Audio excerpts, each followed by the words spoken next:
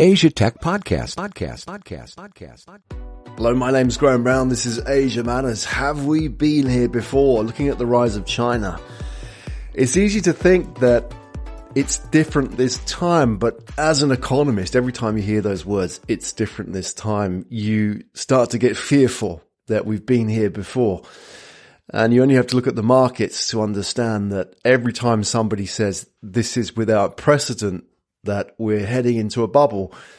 And we've seen this with Bitcoin. We've seen this with equities. You know, you go all the way back to those orchids traded in Amsterdam to understand that everything really has a pattern. And I want to sort of look deeper into China today and really unpack this market and understand what kind of historical precedents there are in us in the, you know, the tech ecosystem, understanding what happens next, because we're at the verge of something very special. I'm not saying it's different this time, but, you know, we're on the verge of a shift, and every shift has a precedent. And obviously there's hype, and there are things that are said which often, you know, lose perspective on what the reality is.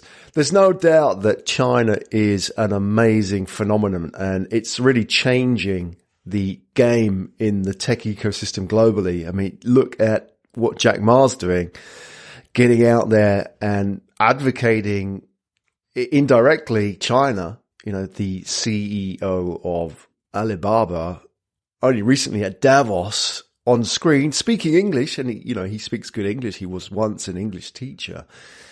And then meeting Donald Trump, and, you know, he was promising Donald Trump that they would make 1 million jobs in the US through the Alibaba e-commerce platform, which is refreshing because, you know, until that point, Donald Trump had painted Alibaba and all the Chinese cohort of these people were taking jobs from the US, but here was Jack Ma putting the shoe on the other foot, which was basically saying, hey, look, we're here to help revive the American economy. So to understand China, we really need to understand where we have come from and what happens next, because there's no doubt that China and the Chinese economy is having a huge impact on the rest of the world. And there's a shift in the positioning, the cultural narratives that we're used to, which this very sort of dominant narrative where the US dominates. And that applies to the startup ecosystem as well. So Silicon Valley is without doubt the best startup ecosystem in the world, has been. Whether it will continue to be so that will be something that will be left to places like Shanghai or Beijing or Singapore even to pick up the mantle, but we'll see. What I'm interested in now is looking at China, and I'm really interested in China in the context of Japan. And let me put this into, you know, a bigger picture understanding of where we're going with this, is that I moved to Japan in 1995. And I was just a young guy back then, a few years ago, obviously, more than 20 years ago. And the reason I moved to Japan was, A, I was curious. I wanted to go and travel the world. And B, you go back to 1990s when I grew up. If you were graduating in the 1990s and you looked around and thought, where's the biggest opportunity out there today? You would have looked at Japan. In the same way, young people graduating today, young startup talent looks at China as the biggest opportunity. So Tokyo back in the 1990s would have been, to me, what Shanghai, Shenzhen, Hong Kong maybe, or Beijing are to the bright young things of this generation. And these are happening in different eras, but there are many similar patterns which I want to unpack today because it helps us understand the reality. There's a lot of hype, but there's a lot of good things coming out of China. And to better understand it and unpack the hype a little bit, we can understand how this impacts us.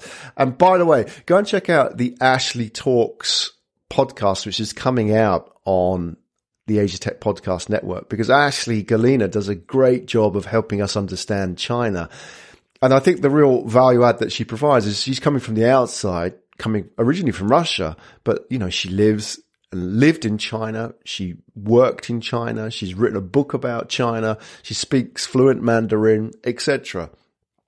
So she understands that, not as a Chinese person within China, which I think people say, oh, well, you know, you're not Chinese, you don't understand it. Well, I think people who move into a country from the outside understand it better than the locals, because the locals, obviously, they understand it fluently and they understand all the nuances. However, they don't have a point of reference.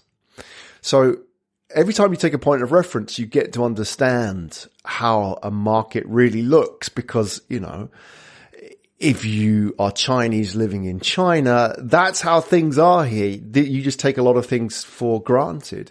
Whereas if somebody comes from the outside, they can compare it to another cultural experience that they have. And this makes complete sense. So, for example, if somebody is talking about, well, this is the greatest city in the world, well, maybe it is, but what are you comparing it against? If you haven't lived in any other city in the world, then you don't really have a benchmark. However, if you've got something to compare it to, then you can say this is a better city with a bit more authority. So I want to use this experience to benchmark and to make a comparison as well between China and Japan.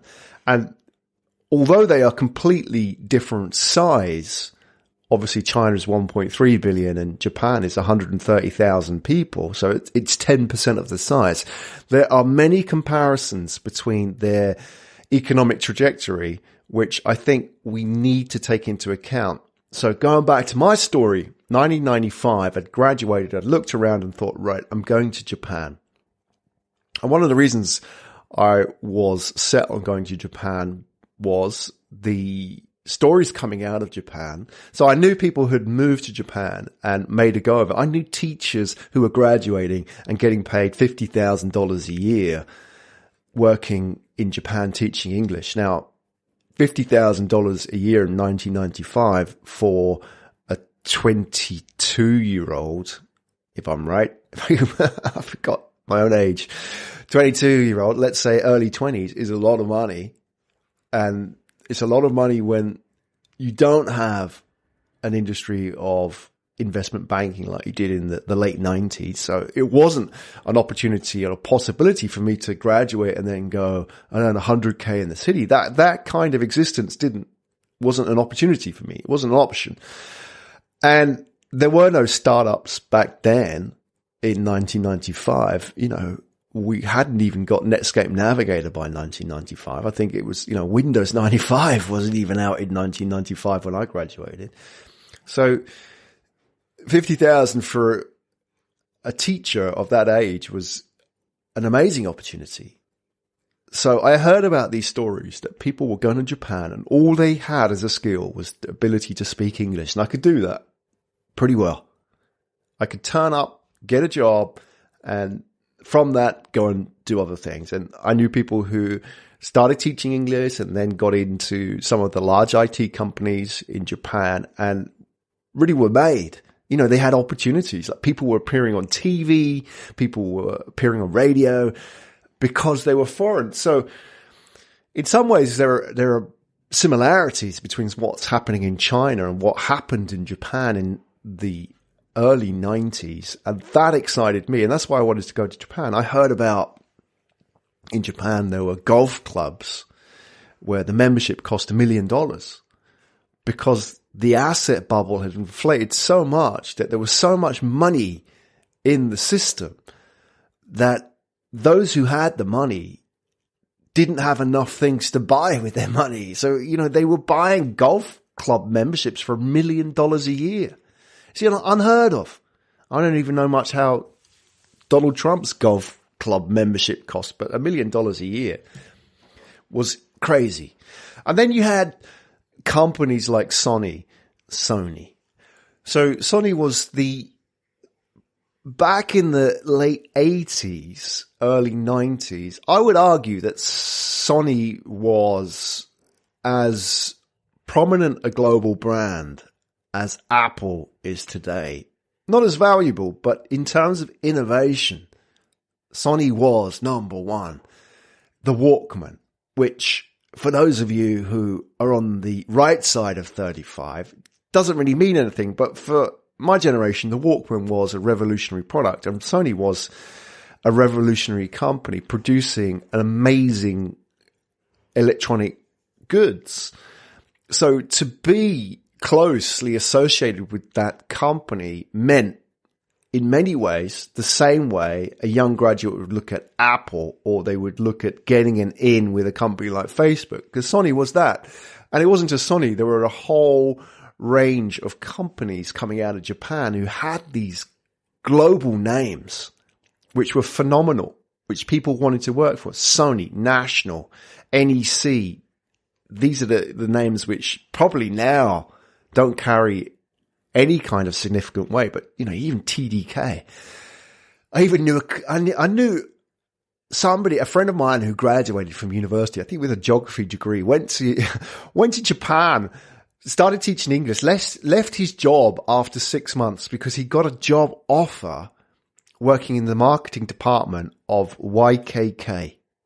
Now, you probably don't know who YKK are, but the next time you look at your clothes, I don't know if they still do this, but YKK, and I don't know what it stands for, that company name, made, I believe, back then, something like 85% of the world's zippers. And every single zipper that you ever had the initials YKK on it.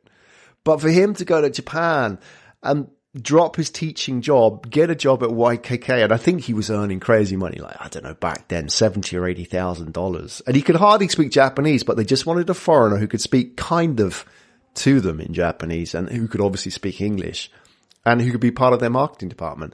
So the opportunities were endless. So for me, as a young person moving to Japan, it made complete sense. So what are the parallels between where we are now with China and where we were back in the 90s in Japan? Well, let's understand Japan in the terms of where it was coming from. And we have to understand the asset bubble that was going on in Japan. And China, in some ways, has an asset bubble, but I don't want to use that to say that China's going to then, it's going to hit the wall like Japan did. What I want to use that for is to say that there was a lot of hype and expectation about Japan back in the 80s and the 90s, which people started drawing a trajectory out and said, well, if it grows at this rate and it continues growing at this rate for this many years, what happens next is, well, Japan takes over the world. Well, it didn't happen. Let's understand this a little bit. Ginza, which is like the upmarket district of Tokyo, and if you ever visited Tokyo, it's right in the center. It's not far from the Imperial Palace. The real estate value at its peak, so I think around about 1992, 1993, the real estate in Ginza was selling at $139,000 per square foot. Let's think about that. $139,000 per square foot. Excuse me. So if your average office is 600 square foot, do the math on that. That's, well, 139, let's say $100,000 per square foot at 600. Well, that's like $60 million for an office. $139,000 per square foot in Ginza in the early 90s. Compare that to what you'd pay on average in cities around the world today.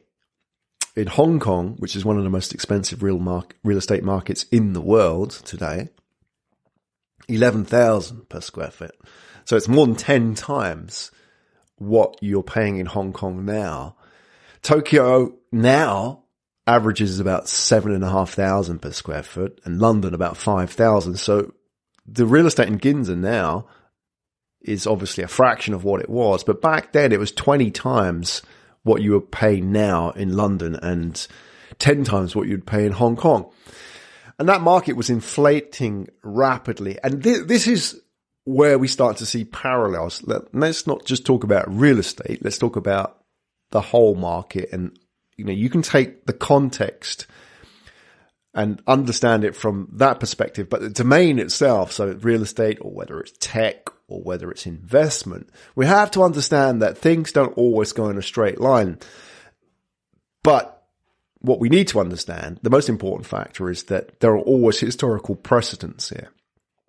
In 1985, the real estate market in Tokyo grew. The average value in Tokyo in 1985 grew 42%. Can you imagine that? Real estate prices inflate 42% in 1 year across the city. And then in 1986, it grew another 46%. So it more than doubled in 2 years in the mid-80s. And this was the beginning of a massive asset bubble. And as is always the case, when this happens, people look around and say, it's different this time. They were talking about the Japanese economic miracle, which it was in many respects, but it wasn't a miracle in the sense that it operated beyond the laws of physics. There was a clear driver of this market. There was a very, very strong economy. There was a lot of internal investment, and there was a lot of inflation of the asset prices beyond their real value. So what banks were doing is they're lending to companies, and companies were then going using that money rather than building the company. They were going and buying assets in the sense of buying real estate, and banks were buying real estate as well. So you had this sort of compounding up of speculation, and that created this huge, crazy asset bubble. But people were saying, it's different this time. Japan's going to take over the world. And there was a good reason why people were saying that, was because the trajectory of Japan was just phenomenal. Look at the stock market. So the Nikkei grew from 7,000, starting point of 7,000, just taking this as a starting point, in 1984. So at the peak, on the 29th of December, 1989, so at the end of the year, so in 5 years, it grew from 7,000 to 40,000. Now, I don't even think you can see that in the NASDAQ in its growth way back. If you go back to the 90s and the huge inflation of the NASDAQ prices. So 7,000 to 40,000. And what that did was it made people look around and say, wow, Japan is something amazing. This is going to go on forever. What's wrong with us? A lot of people were scratching their heads and thinking, why is Japan blowing up and leaving the rest of the world behind? Because in the mid-80s, and this is going back to my story, if you were growing up as a teenager in the mid-80s, the rest of the world wasn't a great place to live in, apart from that small spike that we had in the mid-80s of the liberalization of the stock markets and the financial industry. That soon imploded. After that, the 80s was a pretty dire place to grow up. There wasn't a lot of opportunity. A lot of the traditional industries around the world were stagnating. And we didn't have the internet back then. And we didn't really have technology because the Japanese were dominating everything. Every tape player, every VCR, every TV was Japanese. And it was made in Japan back then. It wasn't made outsourced into China. And you look at the cars as well. The cars we were making were crap compared to what Toyota was pushing out or Nissan was pushing out. And people were looking around and thinking, what is going on? There was something happening in Japan. People wanted to understand it, which was exactly the right thing to do. And they were talking about the Japanese philosophy. People started learning about Toyota. People started learning about the Toyota way. They started learning about concepts like Kaizen, which was that constant improvement. And we learned a lot in the process, which is without doubt, it wasn't, a zero-sum game at the end of the day. When Japan imploded, everybody learned a lot. There was a lot to learn in improving the Western management and technology processes, which Japan had really mastered very well. But the whole thing imploded. Japan imploded. And I want to look at that because, the understanding what happened in Japan gives us a bit of precedent of what may happen in China. I'm not saying China's going to implode, because there are many differences too, which we need to unpack. But the point is that the trajectory won't continue at the same pace. So we have to step back a little bit when people say, and I'm guilty of this as well, that China is coming and it's going to take over and it's the best market out there. Then we have to step back a little bit and say, okay, I've heard this before. When you hear people say this is without precedent, you know that's a danger sign. And you go back way back to the 80s. And I heard that before. I think it was Francis Fukuyama who wrote the article, The End of History. And he wrote an article in Newsweek, I believe, or it might have been Time, The End of History, which was all about the fall of the Berlin Wall and how that moment, that seminal moment, meant that history as we knew it was over. That whole history of conflict between red and blue, east and west, good and bad, black and white had finished, because the fall of the Berlin Wall ushered in a new era, which was an era of unilateral politics, in the sense that we no longer existed in a world where it was Reagan versus Brezhnev, or, where it was everybody pointing their weapons at each other from the other side of the Berlin Wall. And in some ways, that was a brave opinion piece to write.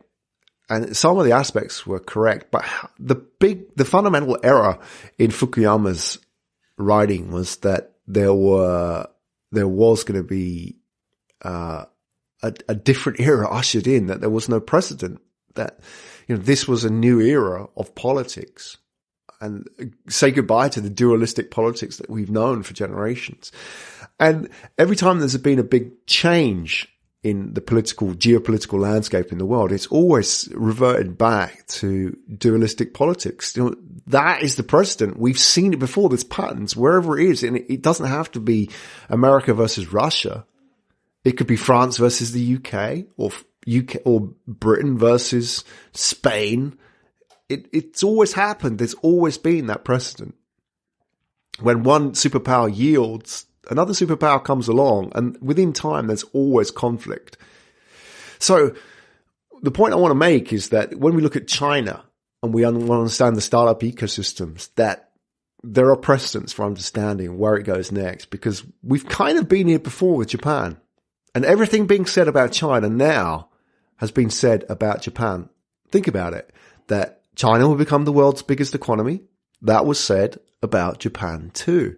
And there was a reason that if you look at Japan's growth, and Japan grew, just put this into some context that you understand, that in the 70s, so Japan became the world's third largest economy behind the US and the USSR, so the old Soviet Union. It was the third biggest economy, so it had already overtaken the United Kingdom and Germany, and was number 3, and had grown. At the beginning of the decade, in 1970, Japan was $2,000 GDP per capita, and by the end, it was $9,500. So it had grown nearly 5 times in a decade. So can you imagine that? If you were living in Japan in the 70s, what kind of wealth creation you would have seen around you?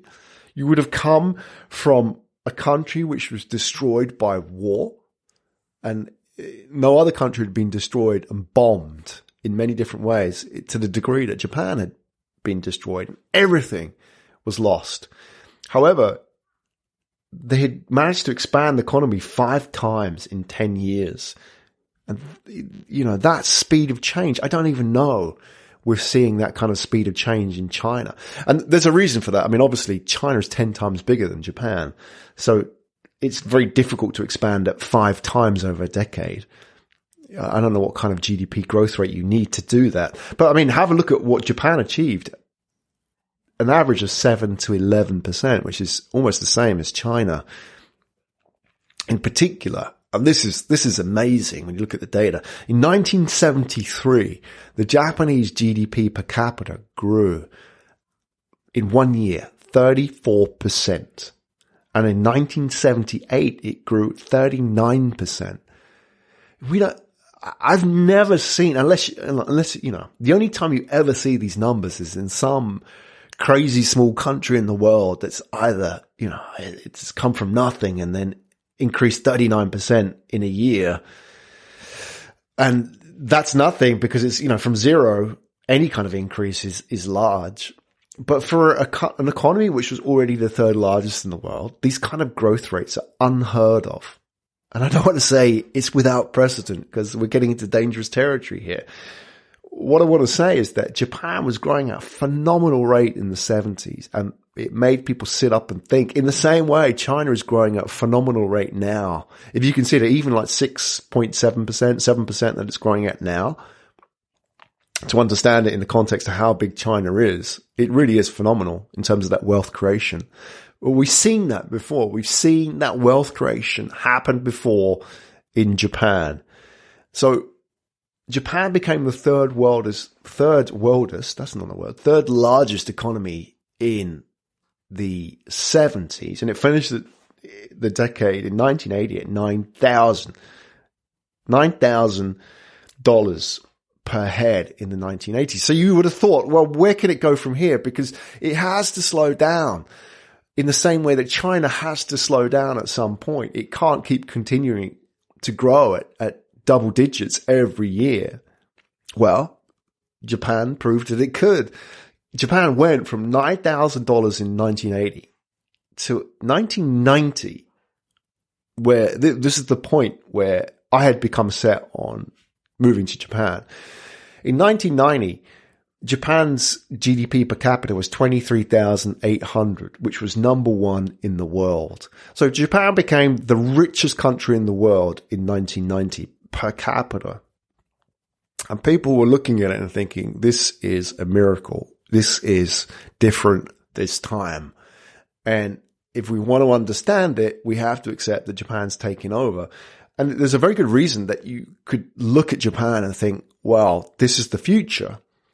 In 1990, Japan had the world's largest bank, the world's largest insurance company, and the world's largest stock exchange by aggregate value. So we've been here before. When I look at China and we hear the same things, China has the world's largest bank and it has possibly the world's largest e-commerce company, etc. It's all the superlatives that we hear thrown around about China. They were all said about Japan. And remember, Japan was 1/10 the size of China.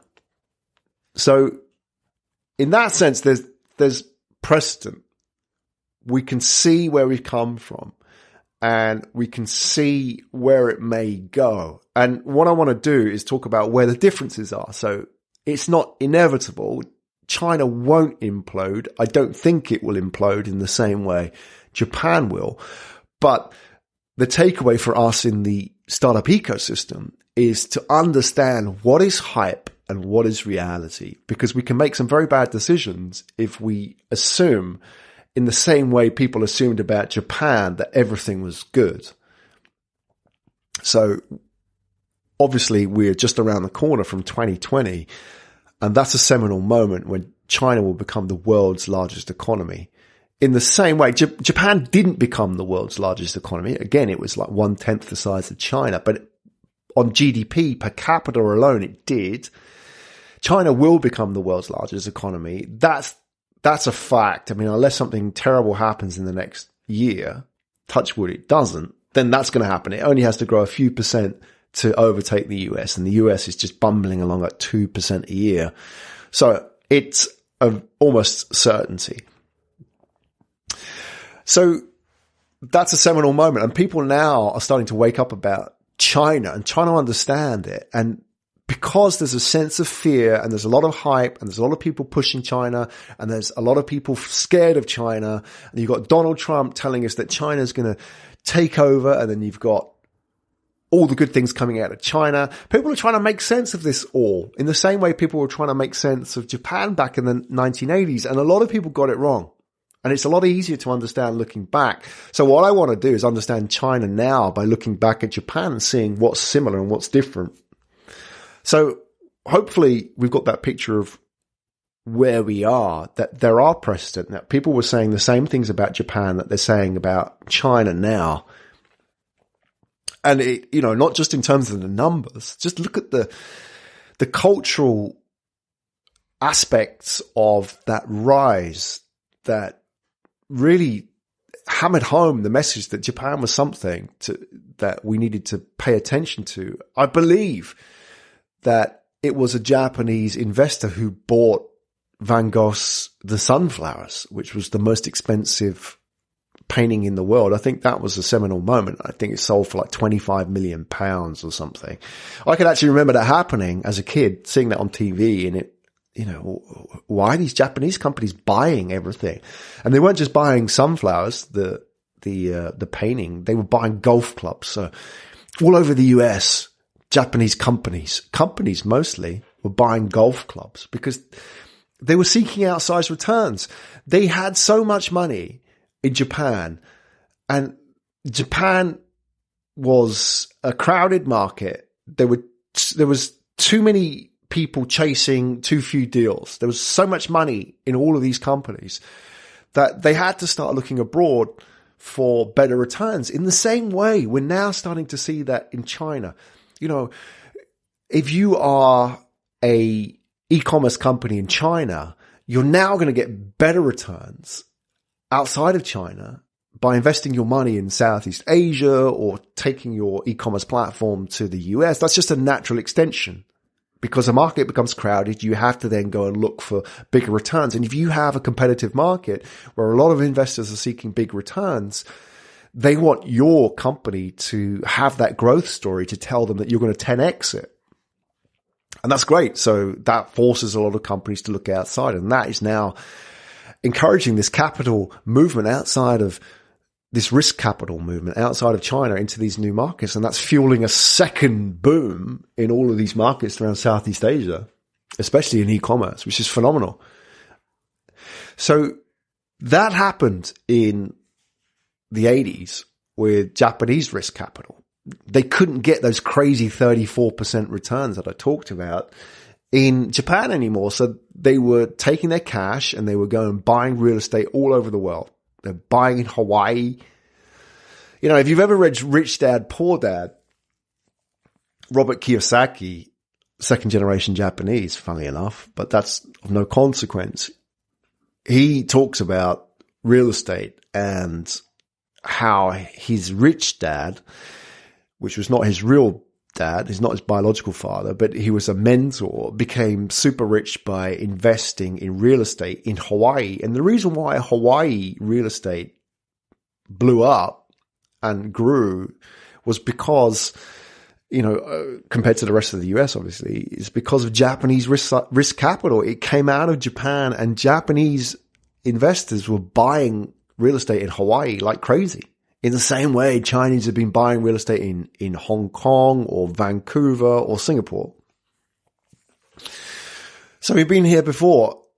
Golf clubs, sunflowers. And then I think as well, it's just interesting. It's a little known story is that the Japanese Wrestling Association paid for Muhammad Ali, who was the world champion boxer at the time.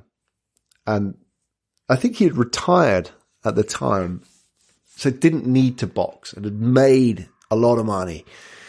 But the JWA paid for Muhammad Ali to fly out to Japan to fight the champion wrestler in Japan. It's a celebrity fight. In the same way we've seen that with Conor McGregor and Floyd Mayweather. It's just a money fight. And so they flew him out to fight Inoki. And it just goes to show that Japan at the time had the cash to lavish on these extravaganzas, and they had the cash in the same way China has the cash to do these kind of things now. So there's a precedent there. And the economies follow a similar pattern in that they both started as export-fueled economies. So China, obviously manufacturing, Japan, industry and manufacturing. And, you know, as I said, going back to the 80s, every single electronic item had made in Japan on it, which just seems crazy now. But back then, that became natural. I mean, you just didn't buy TV sets from the West. I mean, you were crazy. You bought a Japanese TV set because it was the best. It was quality. It didn't break. So these were export-fueled economies.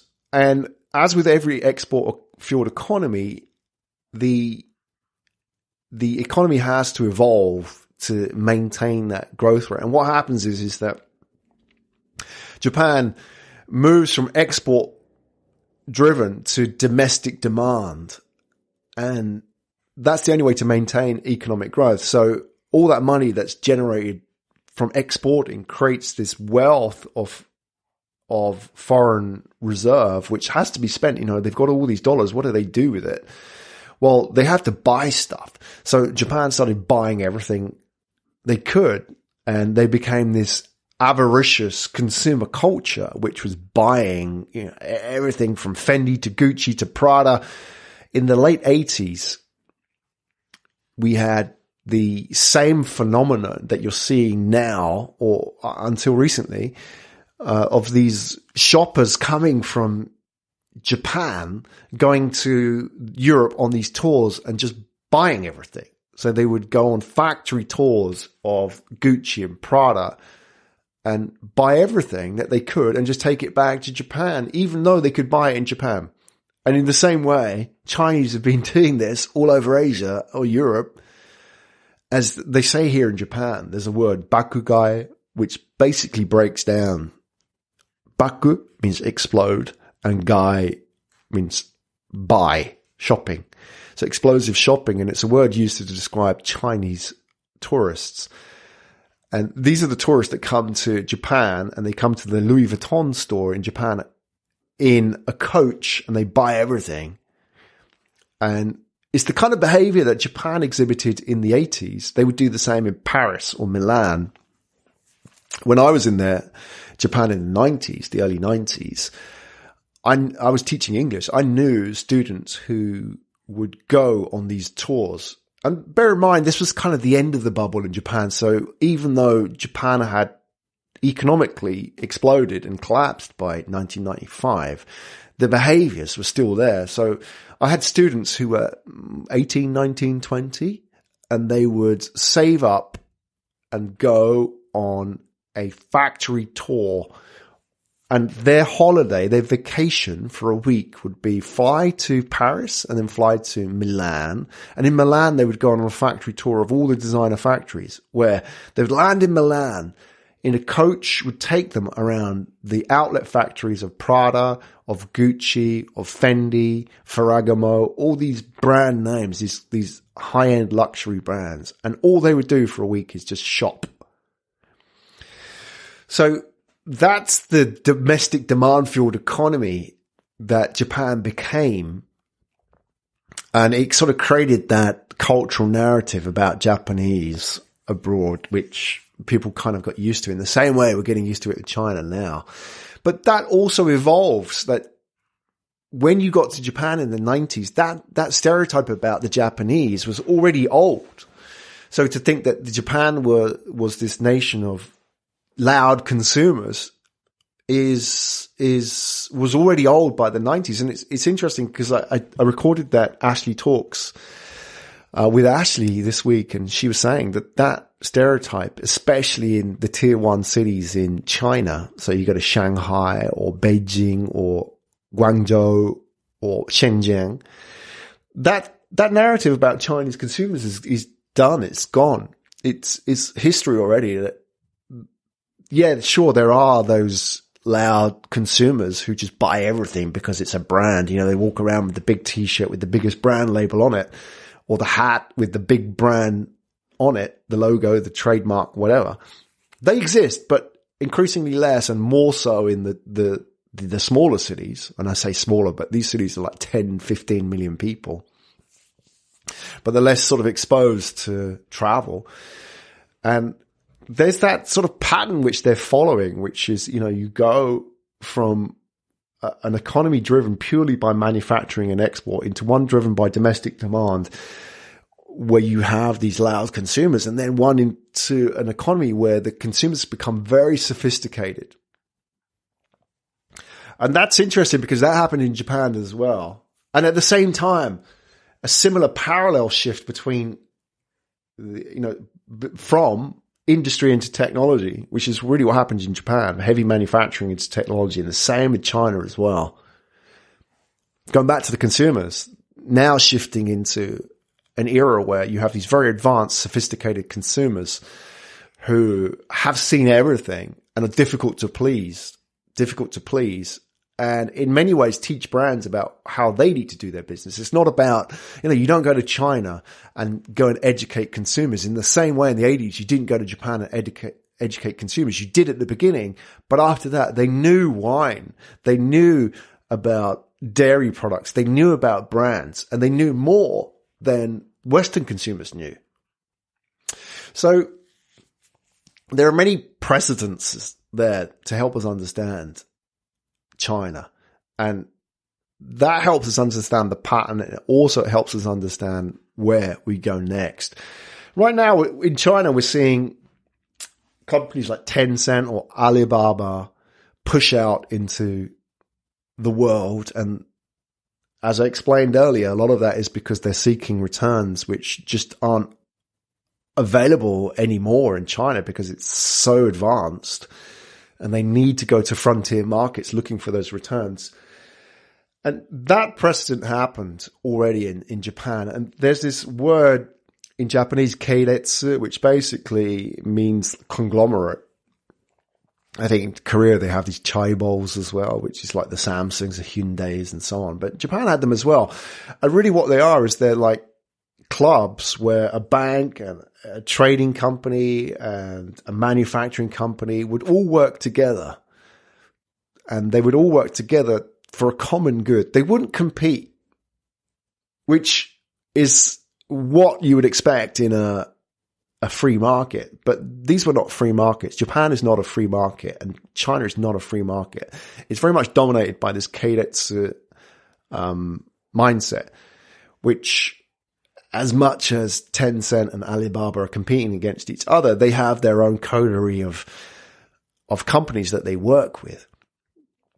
And if you look at the telecoms industry in the 90s in Japan, and this is where the biggest parallels are, because I think this is the starting point in terms of understanding what happens next, is that in Japan in 1998, it had iMode, which was the world's first internet on the mobile phone. When the rest of the world was still just getting used to SMS, Japan was logging on and accessing internet on the mobile phone. And they weren't just accessing stocks as people could have done in the West on their SMS. They were accessing music, payment systems, brands, marketing, and so on. So when people talk about WeChat, we got to understand that yes, WeChat is sophisticated and developed and one of the most advanced internet on the mobile services in the world, but it's not in any way of a quality where you can say we haven't been here before, because even though it was black and white and 9.6K and were competing with WAP in the days, Japan had the most sophisticated and advanced mobile ecosystem in the world in 1998 with iMode and NTT DoCoMo. And it was built on a Keiretsu model, which is basically NTT DoCoMo was the carrier, and it had its pals, which were the 3 or 4 handset manufacturers, whether it was, National Panasonic or NEC or Sony or Mitsubishi as well, manufacturing phones then. And it would create these this whole ecosystem around this desire to make the lives better of the consumers. In the same way, if you look at TenCent and WeChat, it's the same thing. It's, as Asi would say, the operating system. In the same way, NTT DoCoMo and iMode was an operating system, and it had its own. It was the first, how do I put this? It's the first ecosystem of applications well before Apple gave us the App Store or Google had Google Play. NTT DoCoMo had iApply, which was an ecosystem. So if you were an app developer, you could put your app on the DoCoMo platform. In 1998, 1999, we're talking nearly 20 years ago, and get paid, and you would have got 11% or 10%, I believe. Sorry, no, you would have got 90%, and DoCoMo would have taken 10%. So DoCoMo created this ecosystem in the same way that TenCent's created WeChat. And, it had an advanced payment system, and people marvel at how advanced mobile payments are in China, and for good reason, because they really are advancing rapidly towards a cashless society. However, it's not without precedent. Back in 1998, 20 years ago, there were mobile payments in Japan well ahead of the rest of the world. So we had to understand that there are patterns which we follow here. And I think it's useful because what happened next was interesting. DoCoMo tried to take iMode to the rest of the world, and they didn't outright acquire, but they invested in a whole bunch of operators, mobile carriers around the world, KPN in the Netherlands and O2 in the UK, a few others as well, maybe something in Spain. They took sort of stakes in these companies because they wanted to export iMode. And what they found was that because the real value of their market was built around this Keiretsu model, because it required that integration with the bank, with the payment system, and integration with the handsets, is that when they went into a market where they didn't have that, they failed. And I don't think Alibaba or even TenCent is going to go into these markets and repeat those mistakes. However, I don't think that WeChat will succeed in that operating system model in the same way it has succeeded domestically, because it just doesn't have that Keiretsu backing that it does domestically. And yes, it will succeed as a messenger and maybe as an internet platform. But, once you start trying to integrate payments, that's the tough challenge. That's where DoCoMo failed. Maybe TenCent and Alibaba will learn their lessons, and they certainly should do if they're looking at how to take this thing globally. But absolutely, there are parallels. But okay, I just want to finish off by talking about the differences, because I've talked a lot about how these are similar markets. But let's talk about the differences, and just rounding up here. Back in 1990, and looking at the trajectory of Japan and how it's going to take over the world, and looking now at China, there are major differences. And even though the fate of China is not sealed, and I don't think it will in any way resemble what happened to Japan, there are similarities. But we can only understand the similarities by looking at the differences, really. And Asia was very different back then. Asia now is an increasingly wealthy continent and group of trading nations. By 2025, Asia will become the biggest economy as a region in the world. And most of it, 60% of its trade will become internal. That's very different to where we were in 1990, whereas if you were Japan in 1990, you couldn't have made anything out of the import-export business between Japan and the rest of Asia. Maybe there was Hong Kong, maybe there was Singapore, but these were tiny, tiny economies compared to Japan. China didn't have the wealth it does today. And Southeast Asia was, well, forget it. So it was all Japan export to Europe and the US and Canada. So Asia was very, very different. Asia is very much self-sufficient today. So we are in a very different market. So in that sense, Japan maybe imploded because it didn't have that local demand that we have now in Asia. I mean, that is a much more of an asset that China can play with. So Asia was very different.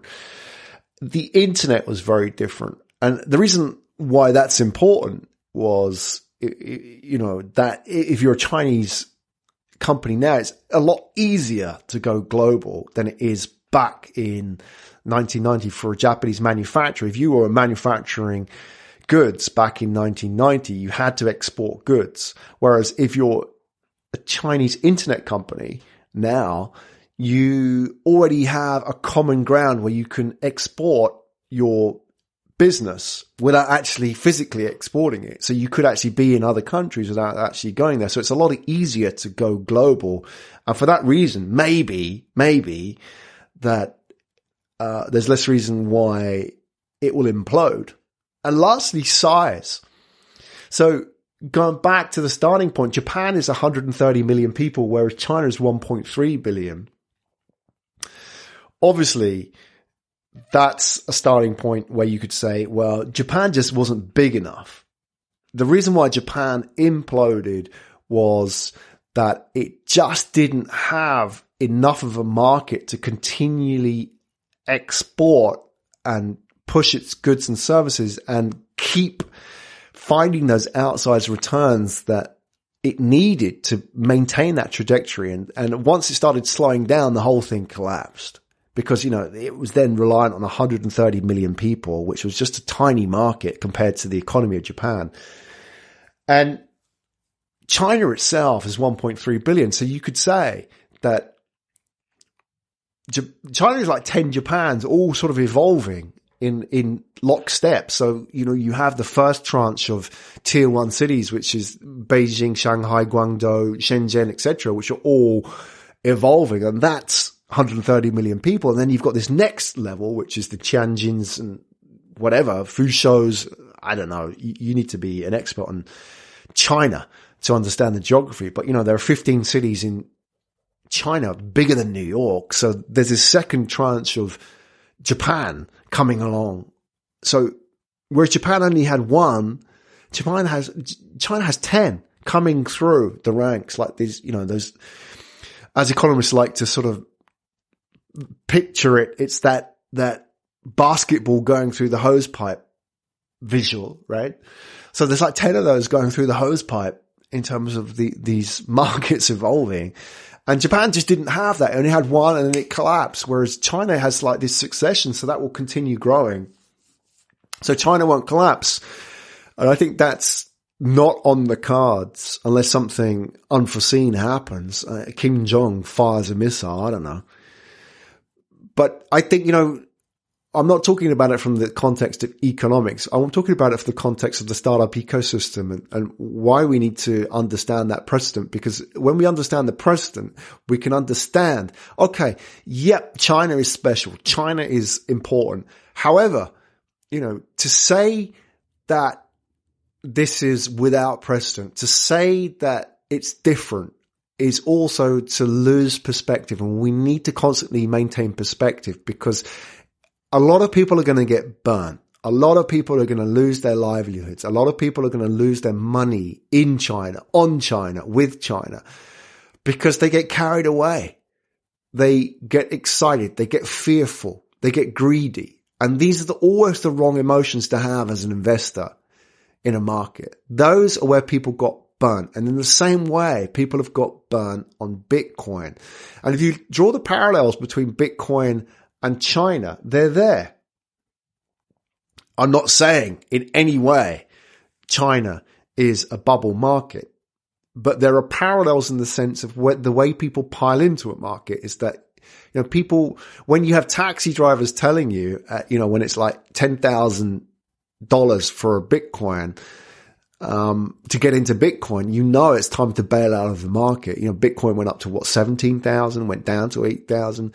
But the point is that's not the important thing. The point is that, blockchain is what is going to impact us long term. But the price of Bitcoin is really neither here nor there. Blockchain is the more fundamental change for us. It's the same way in China. It's like you've got to separate the hype. You've got to separate the hype from reality. And as investors and startup founders, we have to understand that, what's really happening here.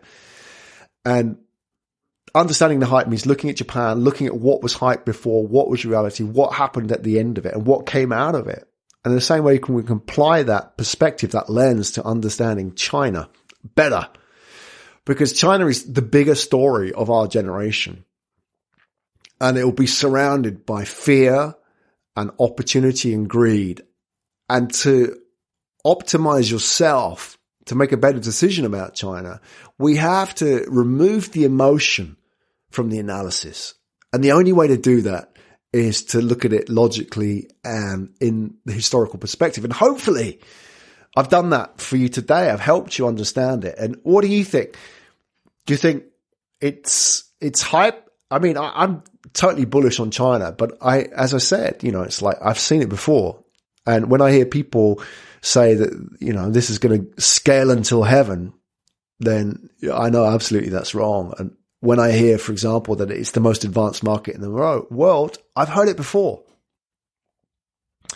So maybe you have as well. Curious to hear your thoughts. You can tweet me at Asia Tech Pod or at Graham D. Brown. You can find me on LinkedIn at Graham D. Brown. This is Asia Tech Podcast.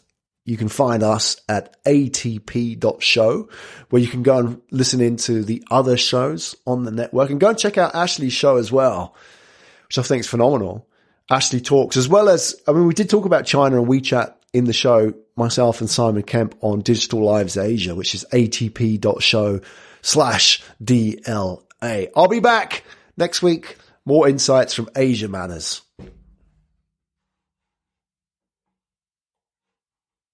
You've been listening to Asia Tech Podcast.